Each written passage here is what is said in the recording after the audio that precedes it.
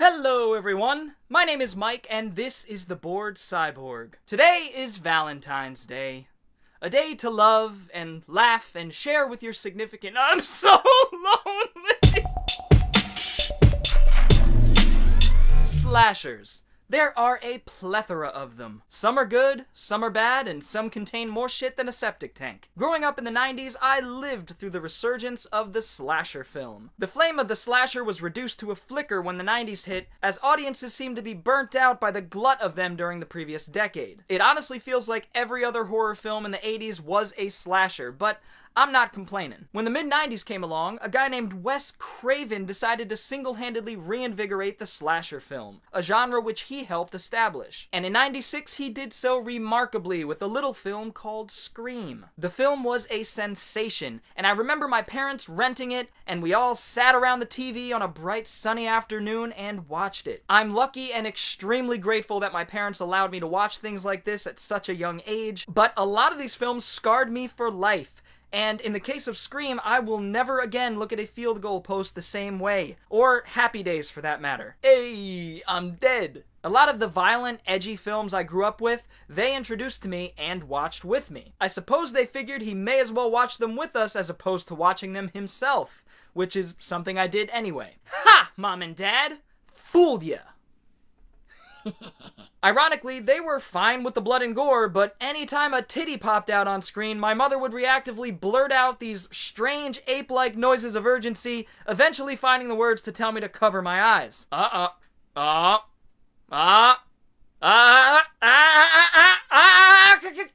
your eyes! It's the end of the world! Cover your eyes, son! Shield your eyes from the evil!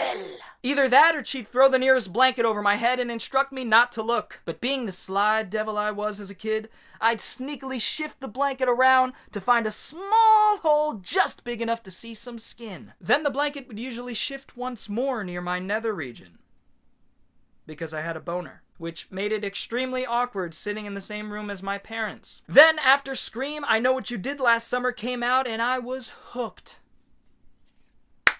The only other slashers I'd seen up to that point were the big ones. Halloween, Friday the 13th, Nightmare on Elm Street, but Scream was something so different, so self-aware, and it intrigued me and enlightened me to the possibilities of deconstructing a genre and its tropes. And as the 90s rolled on, slashers cemented their return, and I watched any that I could get my hands on. Scream sequels, I Know What You Did Last Summer sequels, Urban Legend and its sequels, and Final Destination and its sequels. Only having spent 20 months in the 80s as a helpless, pitiful wad of flesh and blood, this was my slasher era. Then, toward the tail end of the craze, a film came out in 2001 of which I share my surname with. That film was Valentine, directed by Jamie Blanks.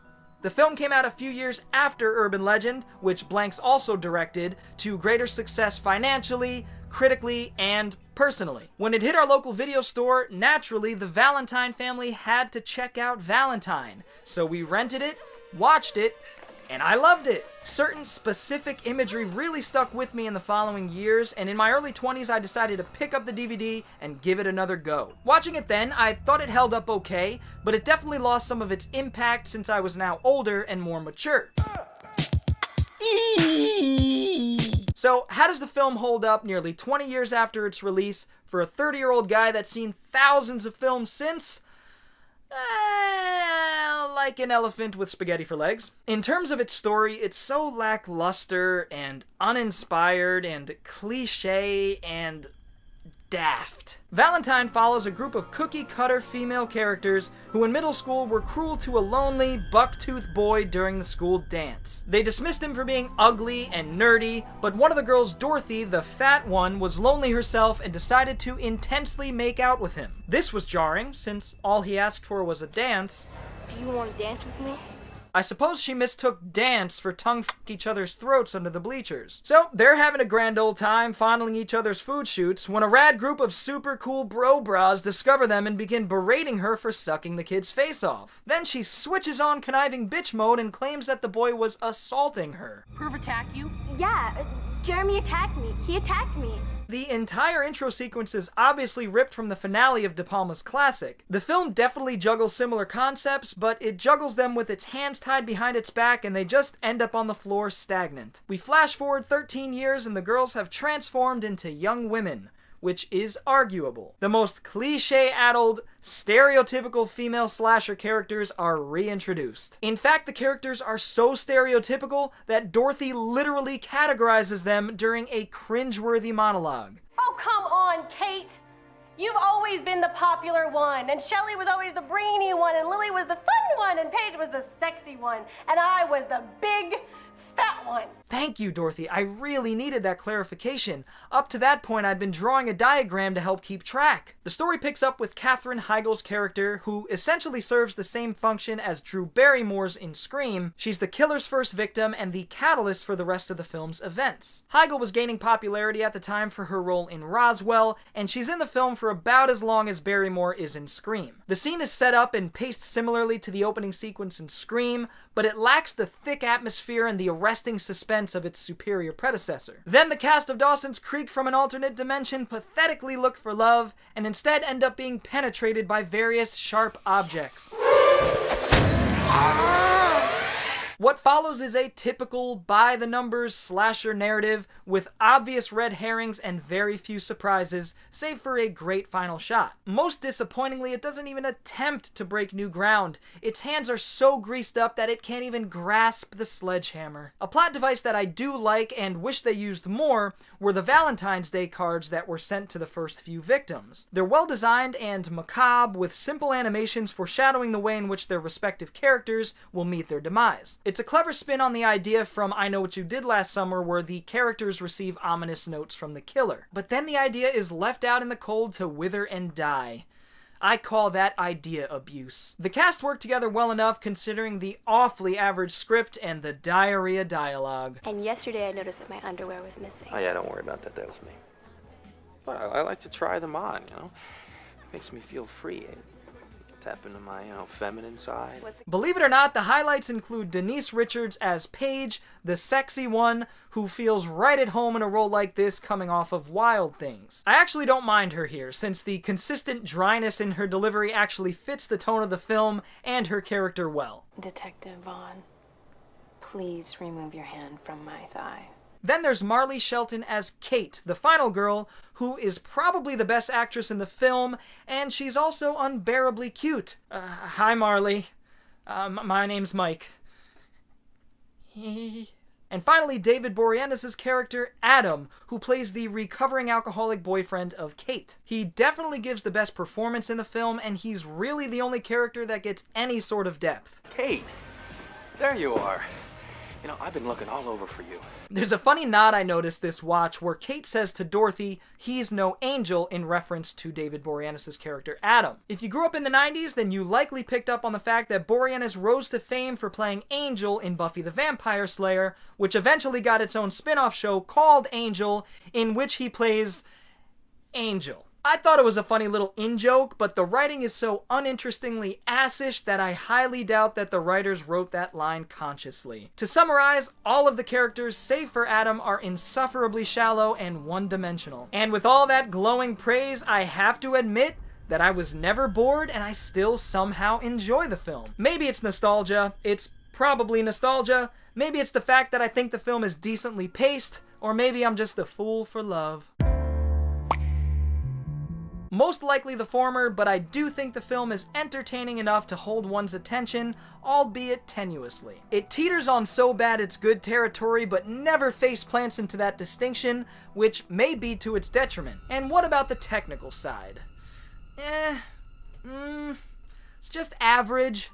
I feel like this entire review consists solely of the words average, cliche, typical, and uninspired, but that just sort of sums it up. The cinematography and production design in tandem is sound, and it's obvious that some thought went into both of those aspects. I think they're the film's greatest strengths, and definitely the ones that appeal to me enough to hold my interest. The camera work is fluid and plays with space and lighting fairly well, like this shot of a hallway of flickering lights, one of which intermittently reveals that the killer is stalking their victim in the shadows. The production design accents the cinematography cleverly by littering the sets with different hues and shades shades of red. This does help the film achieve a distinct look and a consistent tone in its aesthetic. It reminds me of the brilliant use of color in M. Night Shyamalan's The Sixth Sense. In that film, the red is used sparingly and discreetly, whereas in Valentine, it pervades nearly every scene. But I do think it works visually. The set designers did the best they could to infuse life into the film to make up for its lifeless characters, and I think they did a decent job. I also really like the simple but effective look of the killer. They're donned in all black and wear an arguably iconic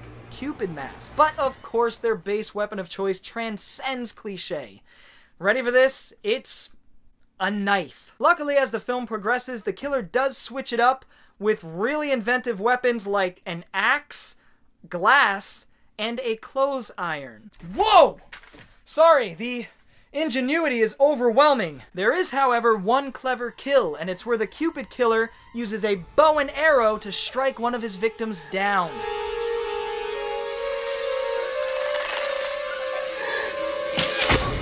When the arrow hits your gut and it kills you like that's amore. One kill set piece that I do deem worthy of being in a slasher film.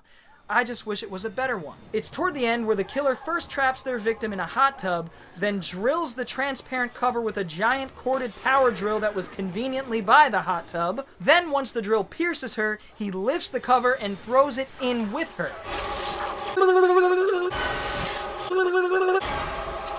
Now that's what I'm talking about! Fucking 3-stage overkill. It's the best scene in the movie by far, but I would have preferred if they parsed out some of that creative energy amongst the other kills. The rest of the kills are uninspired and lack any acceptable amount of blood, and are just... The original Super Mario Bros. Has more inventive deaths. I would love to see a slasher villain jump on a victim's head, crushing their skull, or blast them with a fireball that comes from the palm of their hand and flame the feces out of them. But in Valentine, we get whack-ass kills in stereotypical locations that a newborn could have come up with. Except for this bizarre art exhibit set that looks like one of David Cronenberg's nightmares. It's not necessarily a good set, it's just... why? And why the f*** is there a tree trunk in this basement with an axe in it?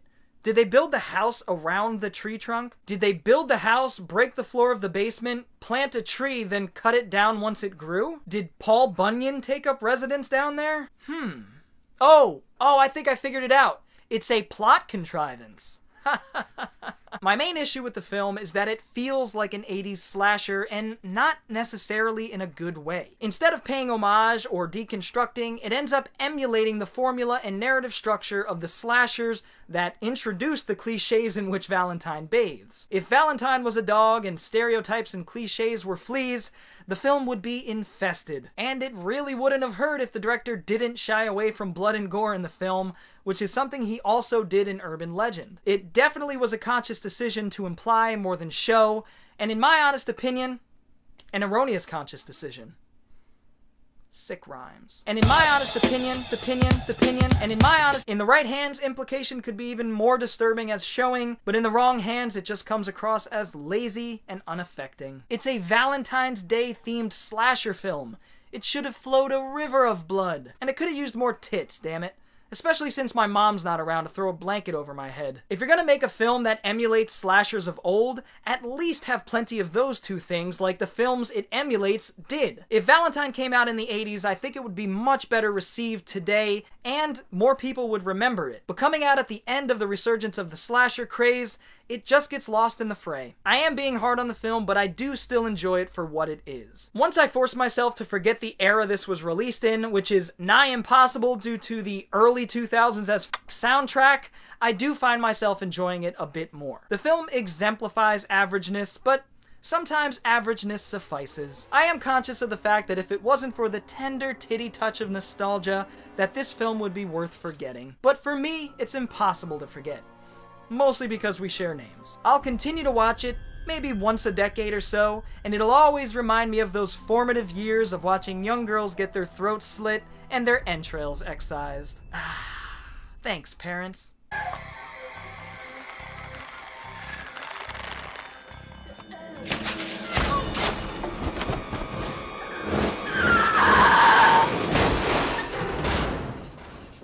I just want to thank you all for checking out my review of the holiday-themed slasher film Valentine, an average slasher that I am very nostalgic for. I hope you guys enjoyed the review, and if you did, feel free to leave a thumbs up, and if you're new to the channel and like what you saw, go ahead and hit the subscribe button, as well as the little bell for notifications. And what are some of your favorite holiday-themed slasher films? Be very specific. I'm curious to know what you guys think. I look forward to reading it in the comments below. Happy Valentine's Day to you all. I hope you enjoy it and spend some time with your significant other or your loved ones, and try not to spend too much money on stupid, cheap fucking candy that's gonna break your teeth and roses that are gonna wilt and die in a few days, because that just ain't what it's all about. Anyways, guys, I will see you next time. Bored Cyborg out.